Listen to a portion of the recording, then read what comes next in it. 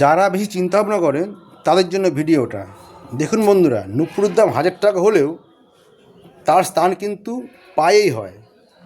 আর টিপের দাম 1 টাকা হোক, তবু তার স্থান কিন্তু কপালে। ইতিহাস সাক্ষী আছে, নুনে কখনো পোকা ধরে না। কিন্তু এত প্রিয় আমাদের চিনি, চিনিতে কিন্তু রোজই পিঁপড়ে ধরে। আবার দেখুন, মোমবাতি জ্বালিয়ে মৃত মানুষের স্মরণ করা হয়, আর মোমবাতি নিভিয়ে জন্মদিন পালন করা হয়।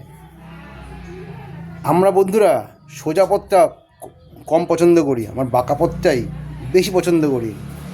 এই জন্য মদের দোকানের কাছে মানুষ চলে যায়, আর যারা দুধ বিক্রি করে তাদেরকে মানুষের কাছে আসতে হয়।